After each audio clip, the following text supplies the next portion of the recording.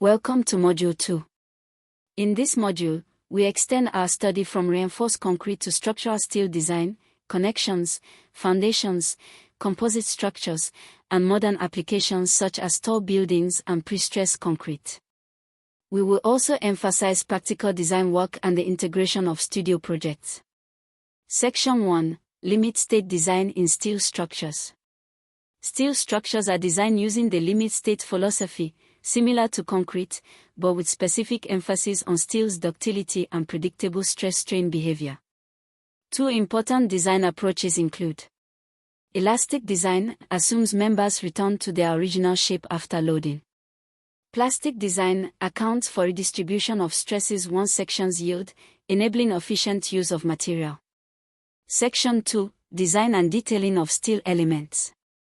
Steel structures consist of several types of elements. Tension members, such as truss ties or bracing members. Their design ensures they resist tensile loads without failure. Compression members, struts or columns, designed against buckling and crushing. Beams and girders, horizontal members resisting bending. Columns, primary vertical members supporting axial and combined loads. Each requires careful detailing, including welding, bolting, and protective finishes. Section 3: Design of connections and joints. Connections are critical because even if members are strong, weak connections can lead to failure. Types of connections include: bolted connections, widely used, quick to install, and easily replaceable. Welded connections, provide rigidity and continuity. Hybrid connections, combining bolts and welds. Engineers must design joints to transfer forces safely and avoid issues like fatigue or brittle fracture. Section 4: Beams and columns in flexure. Both beams and columns may experience flexure, meaning bending under loads. In columns, bending may occur due to eccentric loading or lateral forces like wind. Understanding interaction between axial load and bending moment is vital for safe design. Section 5: Design of structural foundations. Foundations transfer structural loads into the ground.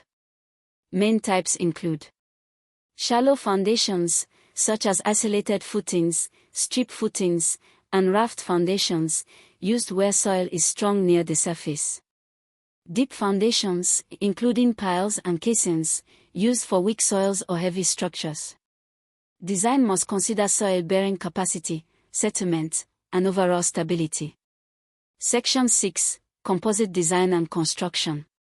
Composite design combines steel and reinforced concrete to exploit their strengths. Examples include: steel beams with concrete slabs. Concrete-filled steel tubes. This approach allows for efficient material use, reduced structural depth, and improved fire resistance. Section 7: Pre-stressed concrete design. Pre-stressed concrete uses tension steel tendons to introduce compressive forces in the concrete, counteracting tensile stresses from external loads.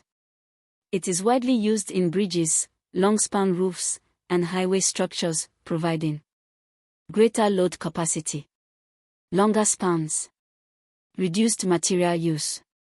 Section 8: Modern structural forms.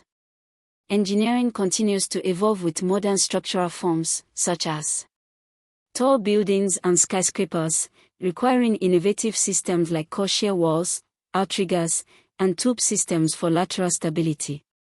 Lift shaft and shear walls, essential for resisting wind and earthquake forces in tall structures. System buildings, modular construction techniques that enhance speed and cost efficiency. Engineers must adapt to these challenges by combining creativity with rigorous analysis. Section 9: Practical studio work and design projects. A vital part of this course is hands-on studio work, where students design practical structures under guidance. This includes drafting detailed drawings, using software for modeling, producing calculation sheets, presenting and defending design choices. Studio work bridges theory with real-world practice, preparing students for professional responsibilities. End of Module 2 summary. In Module 2, we explored limit state design for steel, Structural elements including tension members, struts, beams, and columns. Connections and joints in steel. Beams and columns under flexure. Structural foundations, both shallow and deep. Composite design of steel and concrete. Prestressed concrete. Modern structural forms including tall buildings, shear walls, and system buildings. The importance of practical studio design projects. To conclude design of structures we covered the essential principles of both reinforced concrete and steel design, foundations, modern methods, and the integration of design philosophy with codes and regulations. Module 1 focused on the fundamentals, the design process, materials, regulations, design philosophies, reinforced concrete, and the role of CAD. Module 2 advanced into steel design, connections, foundations, composite systems, prestressed concrete, and modern structural forms. By the end of this course, you should have a strong foundation in structural design principles, preparing you for more advanced courses and professional practice in civil and structural engineering.